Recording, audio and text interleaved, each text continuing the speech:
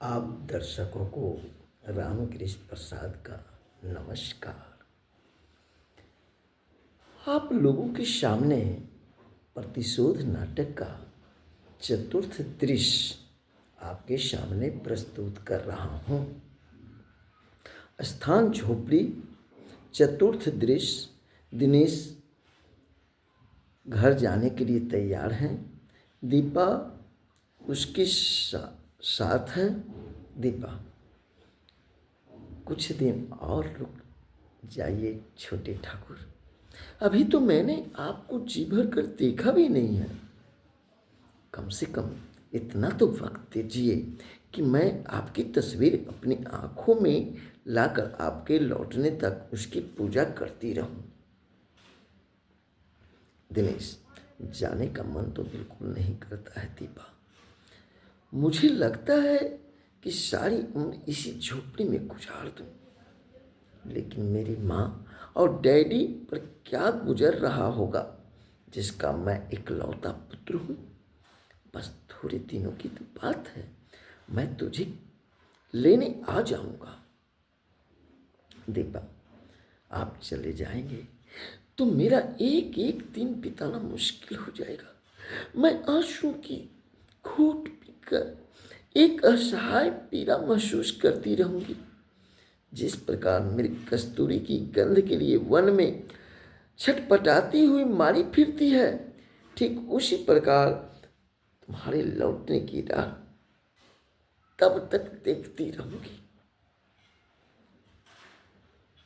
दिनेश, मेरी बात पर यकीन करो दीपा। क्या चांद चांदनी से अलग हो सकता है?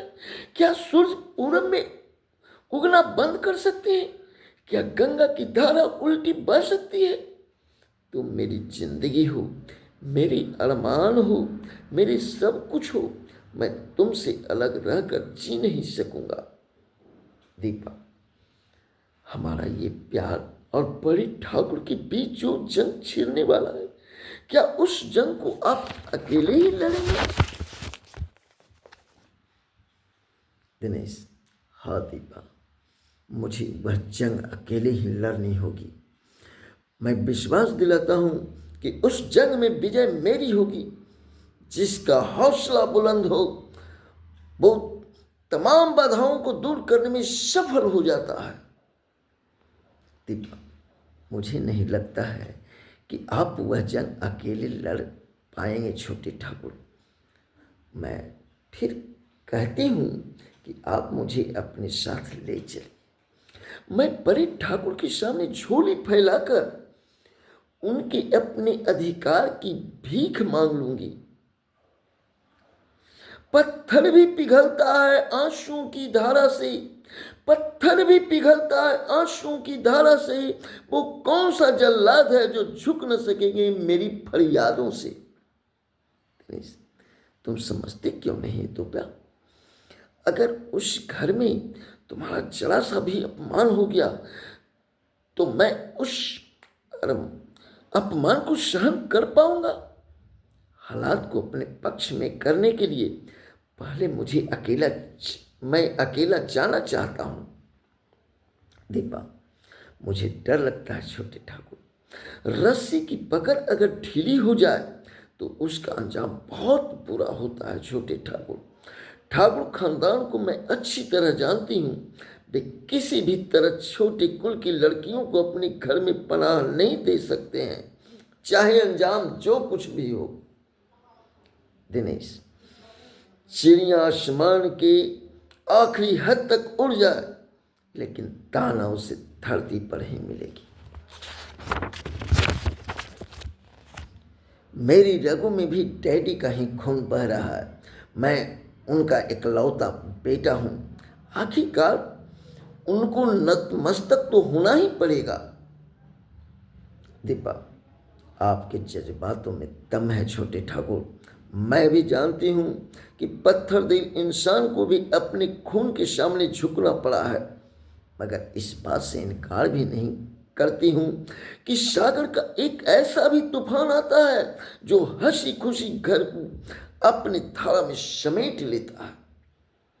दिनेश, प्रलय तो विनाशकारी होता ही है दीपा, मगर यह मत भूलो कि आंधी तूफान भी अधिक देर तक रह नहीं पाता है।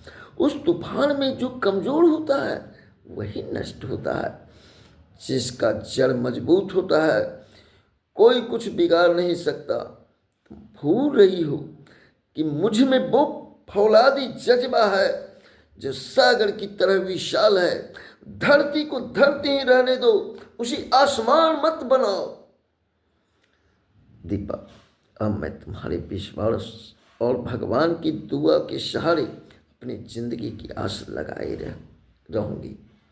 दिनेश, दीपा, भगवान ने जो चाहा है वही हुआ है, चाहे हम कितनी भी चतुराई क्यों न कर लें। फिर मुझे भगवान पर विश्वास है कि मैं जिस कार्य के लिए जा रहा हूं उसमें सफलता अवश्य मिलेगी। मैं तुम्हारे हर सपनों को साकार करके दिखाऊंगा। दीपा, अब मुझ में हिम्मत नहीं छोटी ठाकुर कुछ कहने की। तुम मेरी नजरों में इंसान ही नहीं देवता हो, देवता। मैं तुम्हारी पूजा तहे दिल से करती रहूंगी और तेरी बात जोहती रहूंगी। पैरों पर गिर कर सुबकती है। दिनेश उसे उठाकर छाती से लगाता है। दिनेश, तुम्हारा स्थान पैरों पर नहीं मेरे दिल में है। भावुकता में बहकर जो ये आंसू बहा रही हो इसे पानी से रोक लो दीपा। पूछते हुए, तुम्हारी ये आंसू मेरे कलेजे में ऐसी चुभ रही है जो असहनीय दर्द महसूस करती है। मुझे कमजोर मत बनाओ दीपा, खुशी खुशी विदा करो।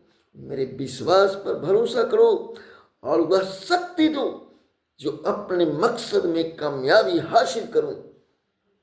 यहाँ दृश्य लायक गाना भी दे सकते हैं।